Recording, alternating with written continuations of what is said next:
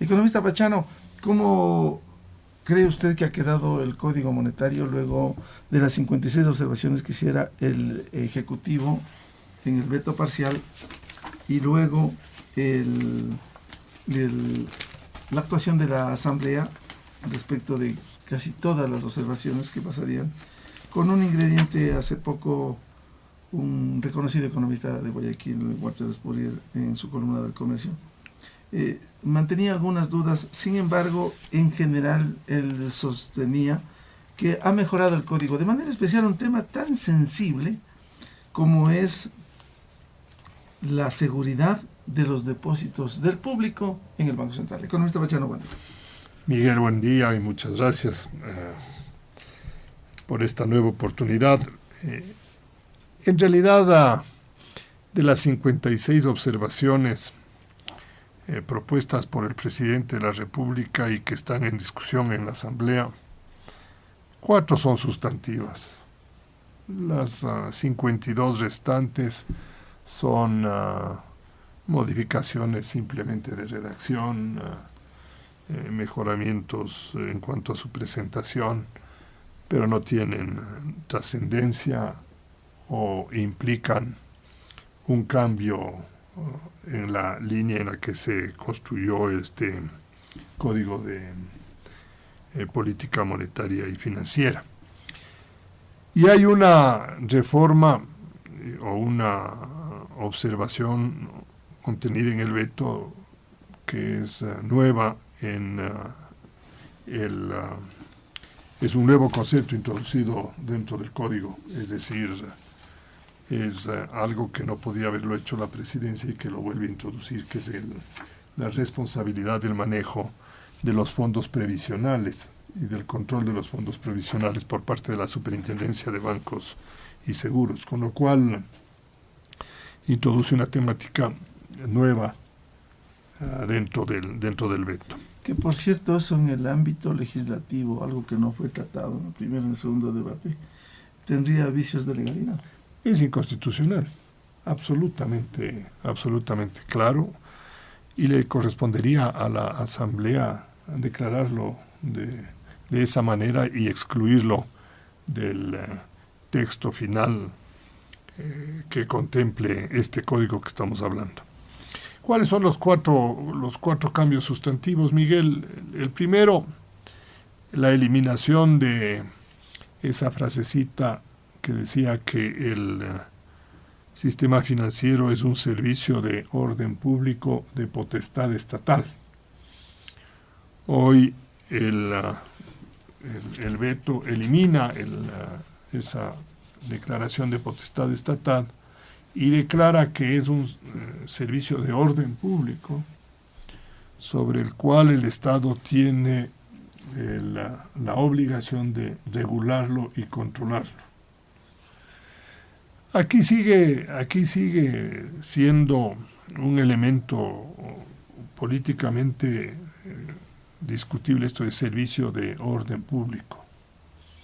La eliminación de la definición de potestad estatal mejora indiscutiblemente la calificación de que dentro del sistema financiero puedan existir entidades de carácter privado.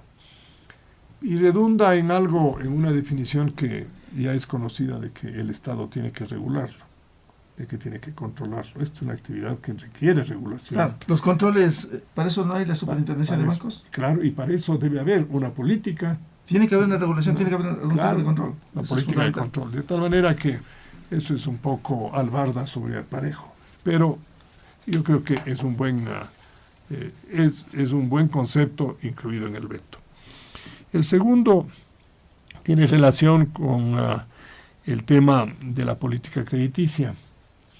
En el veto se deja bastante claro de que esta famosa Junta de Política Monetaria y Financiera, al definir el destino del crédito, no podrá de ninguna manera entrar a determinar a la persona natural o jurídica a la que se le debe prestar.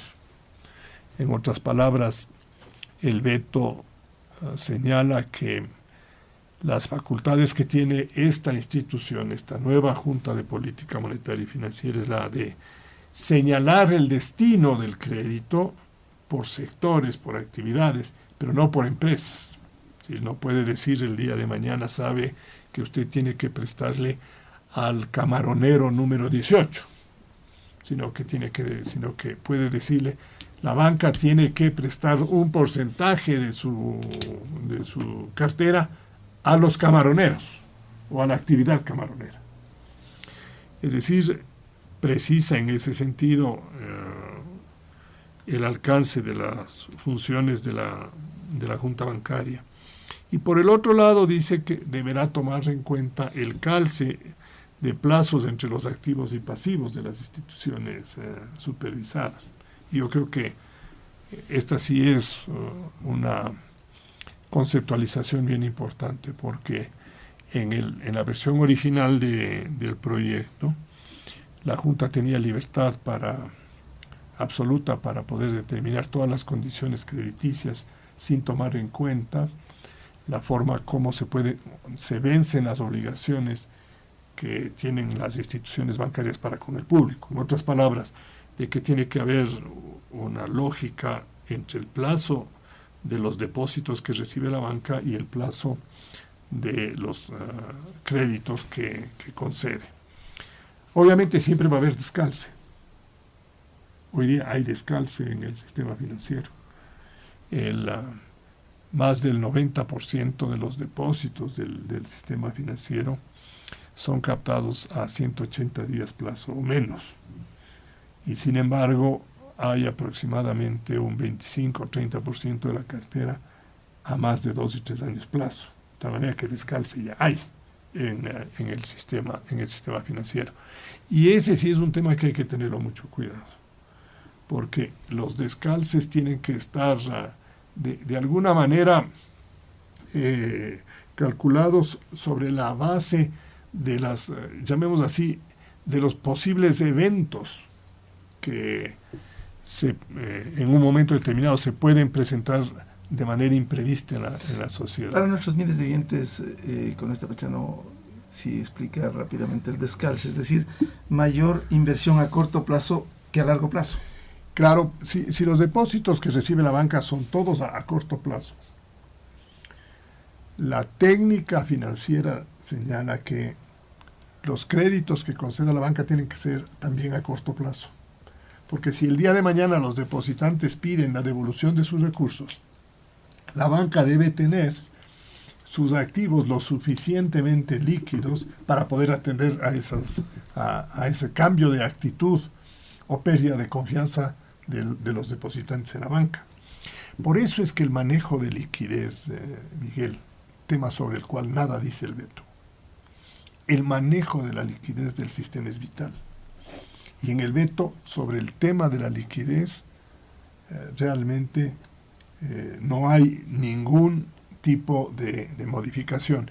Y esta Junta de Política Monetaria y Bancaria tiene las atribuciones absolutas para poder determinar la forma como los bancos tienen que manejar la liquidez, cuánto lo tienen que tener en el exterior, cuánto lo tienen que tener en el país y qué tipo de inversiones tienen que realizar con esa liquidez, más allá de la utilización de la otra parte de los recursos que recibe del público, que se transforma en cartera crediticia, que es de la que estamos hablando.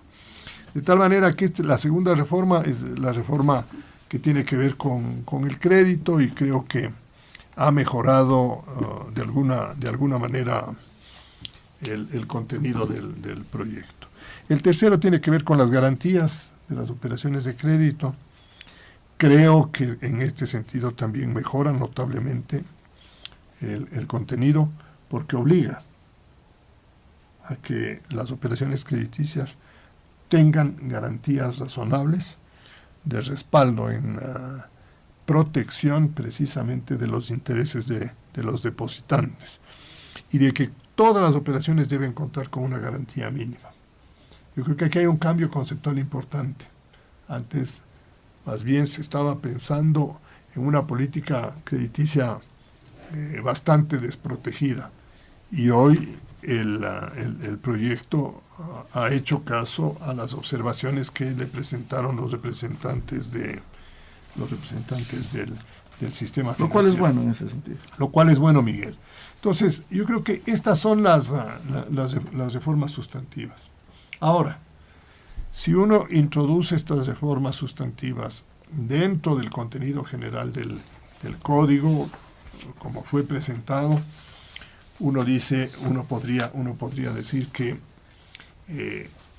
hay menos elementos distorsionadores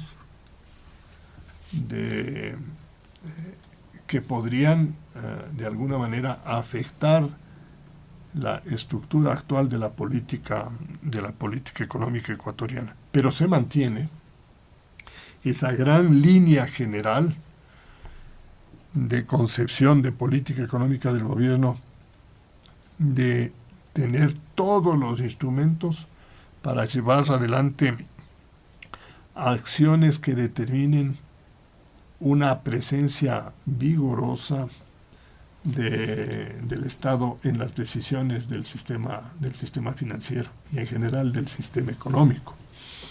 Eso continúa aquí. Aquí sigue existiendo un banco central que es pletórico de funciones, que tiene en nuevos campos de responsabilidad y que dispone de nuevos instrumentos para llevar adelante política monetaria y política financiera. Instrumentos poco compatibles con los principios y reglas que demanda la dolarización, Miguel. ¿Por qué? Porque el Banco Central, con las atribuciones que le da la Junta de Política Monetaria y Financiera, puede disponer de los depósitos que recibe del sistema financiero en calidad de encaje, o de los depósitos que recibe de las instituciones públicas, o de los depósitos que recibe como consecuencia de las transacciones que puede hacer el Banco Central con el Fondo de Liquidez o con el Fondo de Seguro de Depósitos, puede hacer operaciones de descuento y redescuento. En otras palabras, el Banco Central vuelve a tener alguna de las características que tenía cuando nosotros emitíamos moneda propia. Pero ahora en otras circunstancias, sin moneda propia. Como no tenemos moneda propia, esas atribuciones o esas funciones quedaron eliminadas del propio modelo. El Banco Central en la dolarización es solo un custodio de los dólares que recibe del sector público y de las instituciones financieras. En dolarización, ese es su único papel. Ya no es prestamista de última instancia, ni financiador de la economía, ni refinanciador de la economía. Y en este modelo, esas funciones del Banco Central se mantienen. El veto no topa nada de esto. El veto lo deja abierto, de tal manera que la capacidad de intervención y de control de la política monetaria y financiera por parte del Estado ecuatoriano, del gobierno, a través de la Junta y directamente de la Presidencia de la República, está intacta, absolutamente intacta. Es más, nada se ha topado respecto de la posibilidad de que el gobierno regule el ingreso y salida de divisas. ¿Queda abierta la posibilidad? Queda abierta la posibilidad, sí, pero hasta donde yo he podido leer, el Banco Central, a través de disposiciones de esta Junta de Política Monetaria y Financiera, puede determinar cualquier tipo de normativa que regule, que condicione los movimientos de divisas del país al exterior y del exterior al país, más allá del impuesto que ya tenemos del 5% de salida de divisas, de tal manera que la liquidez del sistema financiero sigue siendo un elemento de política bajo responsabilidad del Estado, El destino del crédito va a seguir siendo o puede ser determinado por el Estado con las limitaciones que acabamos de hablar. Las tasas de interés y los costos de los servicios del sistema financiero van a seguir determinados por el Estado.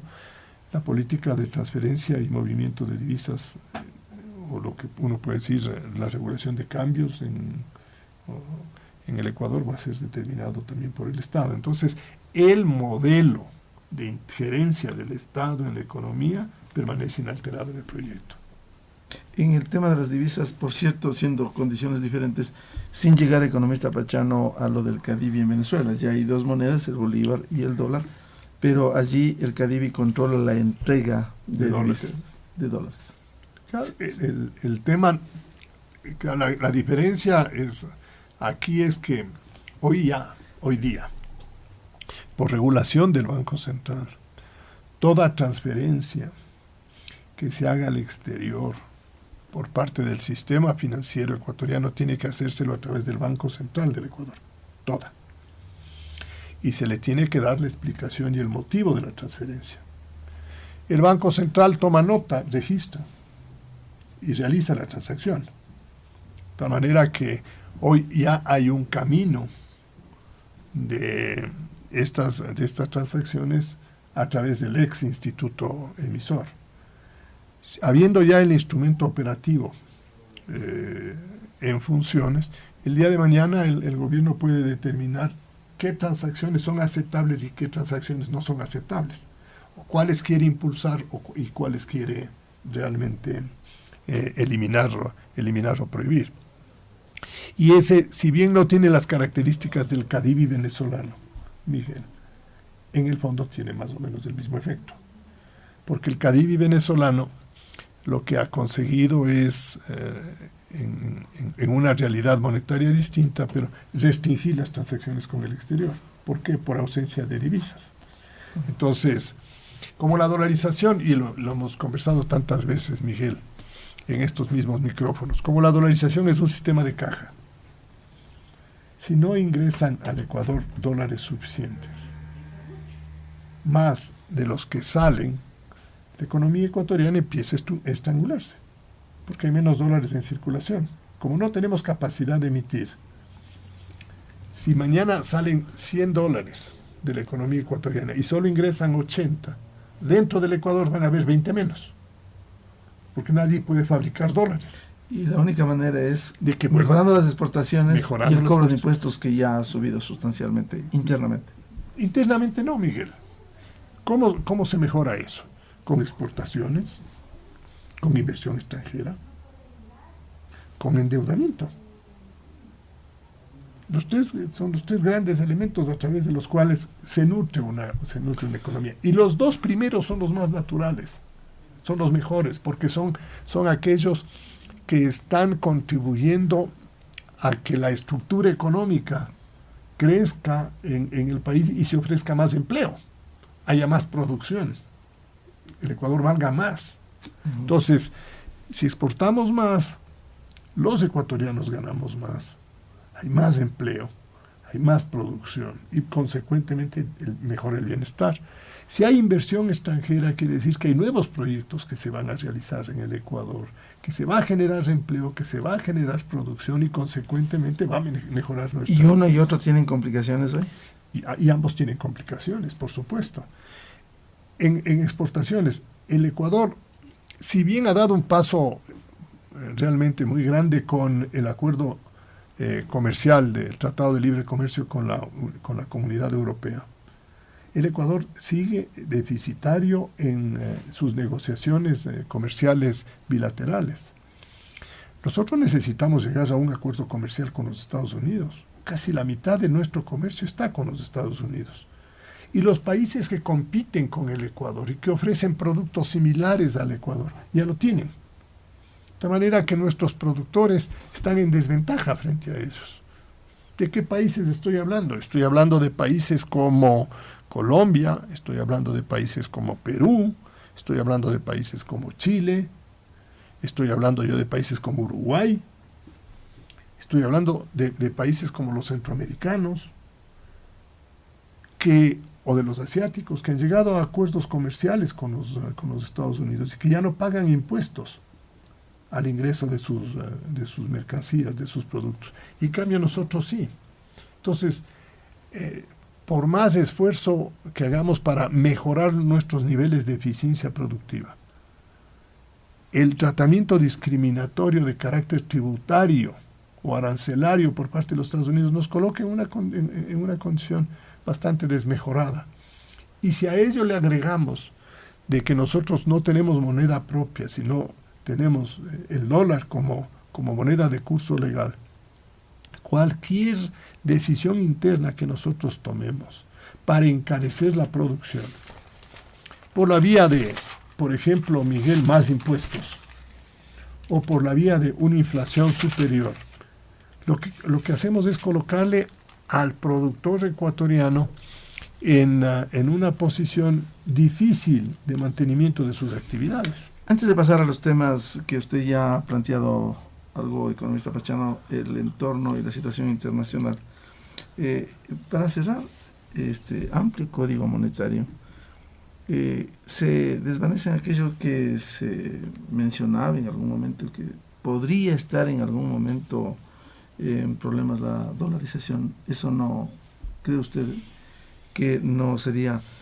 Aquí el economista Mauricio Pozo decía hace 3 días que quizás, luego de destacar lo que usted también ha señalado, algunos puntos de mejoramiento del código, quizás faltó poner que la única moneda de circulación es el dólar en el Ecuador.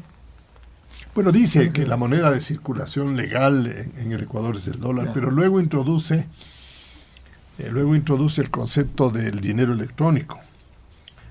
Y en el artículo del proyecto, el artículo 92 del proyecto, no sé cómo está en la versión final, ahí se dice que el dinero electrónico es equivalente y convertible en dólares. Esa es la duda que... Y eso genera una definición que trae a mal andar al modelo económico, porque determina que el dinero electrónico no son dólares, sino que son equivalentes y convertibles. Y ahí, obviamente, sí a uno le dejo un interrogante respecto hasta dónde quieren utilizar el dinero electrónico como un nuevo medio de pago. En la versión modificada de la Asamblea, que logró de alguna manera corregir el tema del dinero electrónico al señalar que solo podrán emitir este dinero electrónico contra activos líquidos del Banco Central del Ecuador. Poco para decir que si recibe dólares, el Banco Central puede con eso emitir dinero electrónico. Si eso se respeta, el dinero electrónico no sería otra cosa que dólares con respaldo, nada más.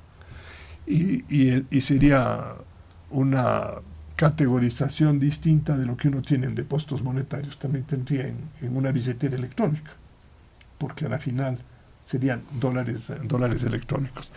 Pero ahí hay que ver si es que eso se va a respetar, porque como el código está construido sobre una gama tan amplia de facultades del Banco Central, y con, por ejemplo, atribuciones para poder, porque se dice que el Banco Central puede adquirir deuda pública. Se lo dice expresamente en uno de los artículos. Entonces, a uno le queda dando la vuelta el tema de que el gran problema que tiene la economía ecuatoriana en este rato, que es el déficit fiscal, que es un problema, ese problema del déficit fiscal está derivando en decisiones en distintos campos en búsqueda de recursos por parte del gobierno. Y en el código financiero se introducen llamemos así, los elementos conceptuales que le pueden permitir al gobierno realizar transacciones para financiar sus operaciones de carácter fiscal. Y ahí a uno no le queda duda respecto de ese objetivo por parte de la política económica del gobierno, que luego viene acompañada de decisiones posteriores o anteriores que se han ido acumulando precisamente para darle acceso a fuentes de endeudamiento interno, y por eso es que inclusive la deuda interna del gobierno ha crecido de una manera exponencial en los últimos años, porque el gobierno ha podido acceder a esas fuentes de financiamiento a las que antes no tenía, digamos, un derecho tan ilimitado. Economista Pachano, ¿cómo enfrentar el déficit que usted dice que es una de las complicaciones? ¿Cómo enfrentar el déficit fiscal? Hay que cambiar la política de gasto público. ¿Bajar el gasto? Claro. Mire, el Ecuador no puede sostener un tamaño del Estado del que se ha formado, del que se ha creado. El gasto público es excesivo, Miguel. El gasto público viene creciendo a lo largo de los últimos años a una velocidad sustantivamente mayor a la que crece la economía ecuatoriana. Y eso no se puede sostener en el mediano y en el largo plazo. Por eso es que en el informe, no en el informe, sino en el comunicado oficial del Fondo Monetario respecto al informe del artículo 4, el Fondo Monetario, el directorio del fondo, le recomienda al Ecuador de que modifique su política de gasto público, porque dice que hay un problema estructural complicado con el déficit fiscal. Y lo que entre líneas le está diciendo el fondo al gobierno del Ecuador es: oye, actúe antes de que el problema se vuelva inmanejable. Revise su política. Reduzca su gasto público. Porque ese gasto público no va a tener usted, le dice al Ecuador, un ambiente externo favorable para seguir manteniendo este desequilibrio.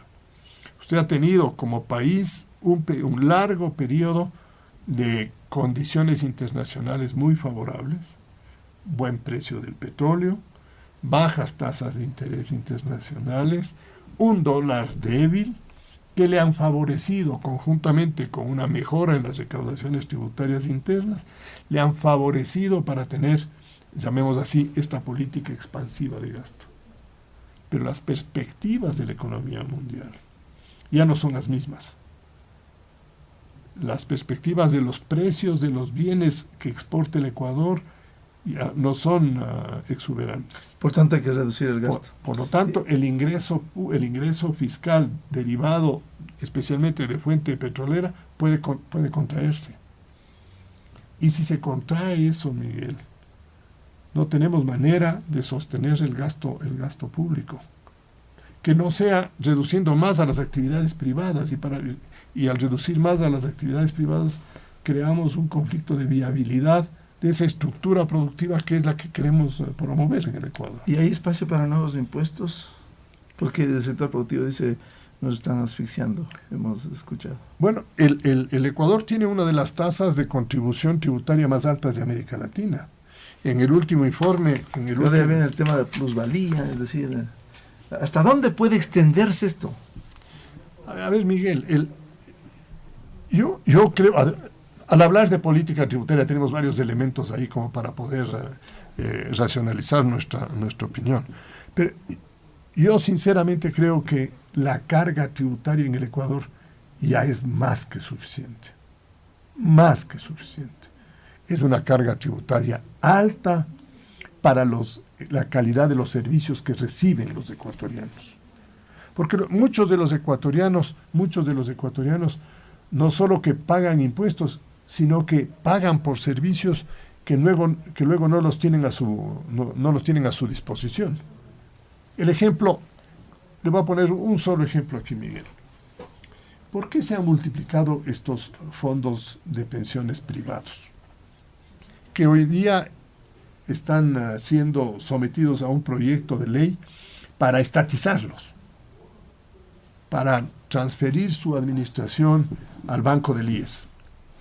Bueno, ¿por qué los maestros tienen su fondo de pensiones?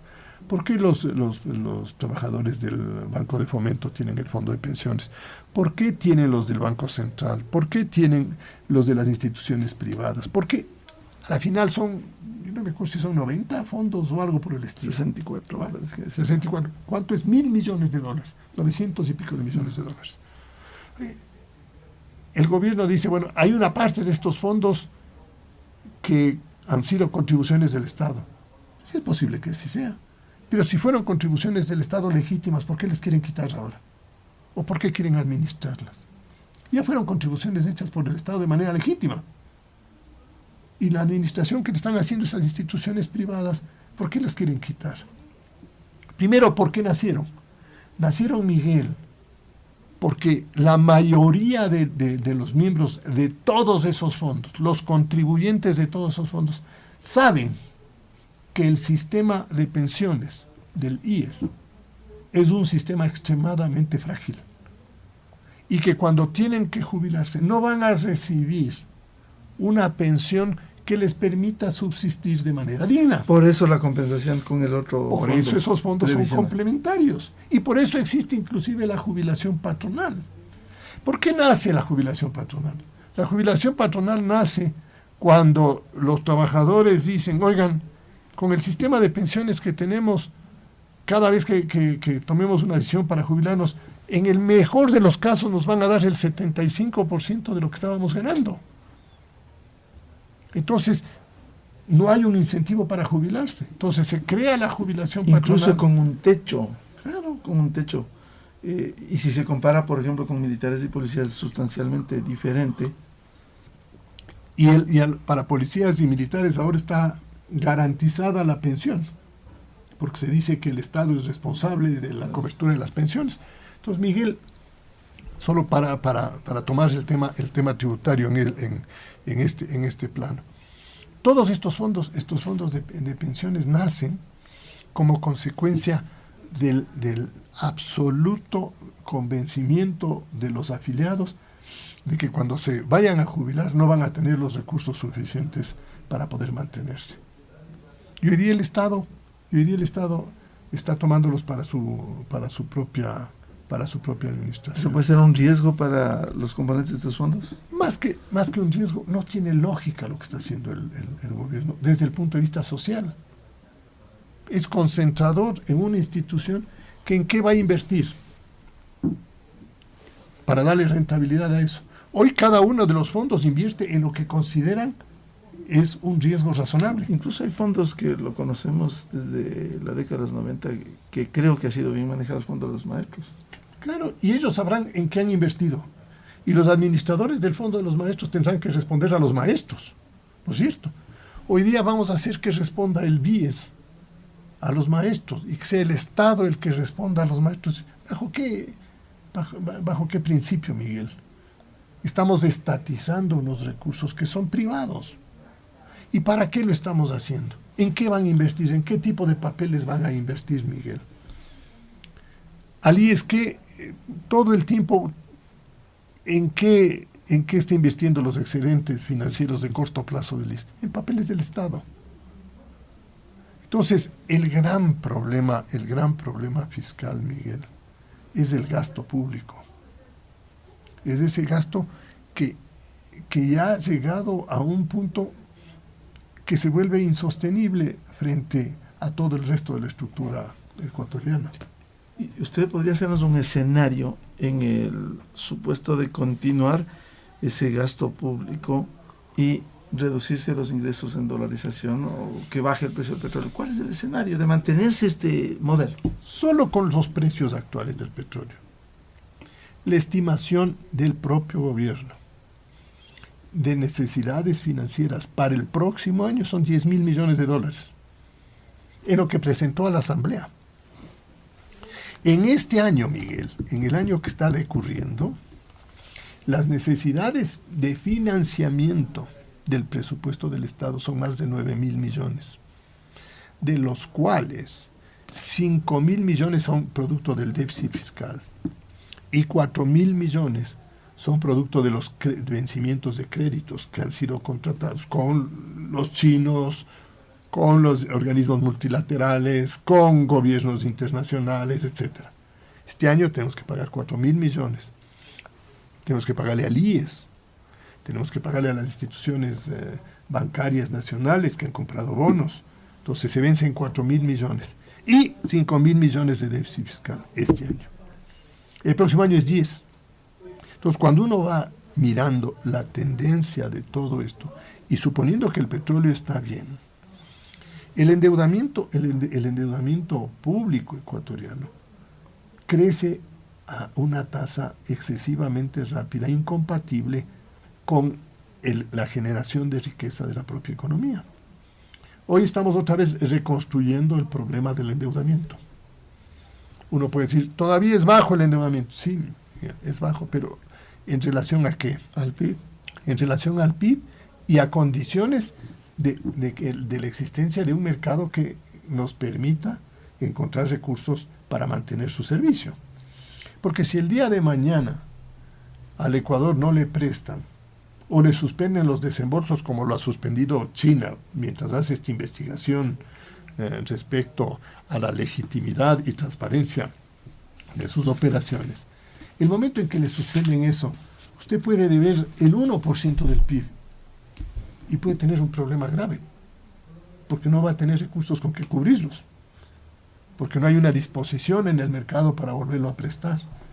Hoy vamos a terminar con un endeudamiento cercano al 30% del PIB, o nos estamos acercando al 30% del PIB.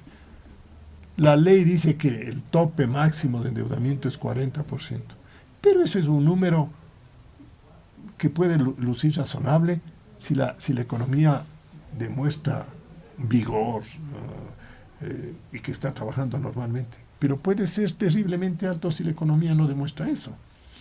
Y en la perspectiva futura, Miguel, y es lo que tiene que verse, en la perspectiva futura, es en donde a uno le nacen los interrogantes. Entonces, el tema del déficit del que estamos hablando, ese se conecta con el Código Monetario, porque el gobierno sigue buscando recursos. Entonces, en lugar de reducir el gasto. En lugar de reducir el gasto, porque como le ha dado tanta prioridad a este modelo de crecimiento de la economía sustentado solo en la inversión pública antes que en la inversión privada, porque esa es la realidad y lo reconoce el propio gobierno. Cualquier decisión de austeridad le rompe el esquema de crecimiento de la economía, le quiebra la espina dorsal de la economía. Si es la columna vertebral, se rompe, porque estamos siendo sostenidos por ese Estado que ha venido creciendo más rápido que el resto de las actividades. Si eso se para la economía, porque la inversión privada tiene pocos incentivos para nuevos proyectos. Las actividades privadas les ha ido muy bien estos años, vendiendo todo lo que tienen, pero uno no encuentra que esas actividades privadas en conjunto han realizado inversiones para mejorar su capacidad productiva. Es decir, el sector privado no le ha acompañado al sector público a crecer en la misma proporción, y por eso es que hoy día el tamaño del sector privado es más pequeñito frente al gobierno de lo que era antes. Gran parte del sector empresarial está contento con por supuesto. Mientras funcione este modelo, claro que van a estar contentos, Miguel. Pero la obligación nuestra es señalar en dónde están las amenazas y las debilidades y hacia dónde se están construyendo las cosas. Recordará Miguel que nosotros decíamos que el gobierno tiene una tendencia a marcar una presencia muy fuerte en la economía, y eso se ve en el sistema financiero. Eso es absolutamente evidente. Pero eso también se está viendo en otras actividades, en el farmacéutico. Y ahora con algunos de los elementos de la reforma del Código Laboral. Todavía no tenemos todos los elementos para poder discutir ahí, pero también ya hay algunas líneas que determinan yo diría la concreción de eso. La política frente a universidades. ¿Cuál es la ley de educación superior? Es una ley que le da al Estado un poder muy grande, no de regulación de las universidades, sino de control y de dirección dentro de las universidades. Llegan al punto de... Ahora, yo leía un libro y aquí un comentario, ya que estamos tratando el tema de universidades. Aquí para ser profesor hay que ser PhD, doctor, en algunos campos. Y yo leía el otro día un librito que se llama La controversia de Bretton Woods, del famoso acuerdo que dio paso al nacimiento del Banco Mundial y del Fondo Monetario. Y ahí intervienen dos grandes economistas del mundo. John Maynard Keynes, el famoso economista inglés, y White, el economista americano. Y para que simplemente quede registrado mi anécdota, Keynes nunca fue PhD. Keynes no fue doctor en economía. Sí, no hay ninguna garantía ni para lo otro. Pondría otro ejemplo. Quienes manejaron Lehman Brothers año 2008, que se cayeron, eran PhD de Harvard. No, simplemente si John Maynard Keynes viviera aquí en el Ecuador, no podría ser profesor universitario. ¿A dónde voy simplemente, Miguel? Al hecho de que estas normas creadas tienen por introducir elementos de esta naturaleza, generan distorsiones y provocan problemas. Y mientras en la ley de universidades crean estas normas así rigurosas, en el Código Monetario y Financiero las eliminan. Porque todas las normas rigurosas de la dolarización desaparecen.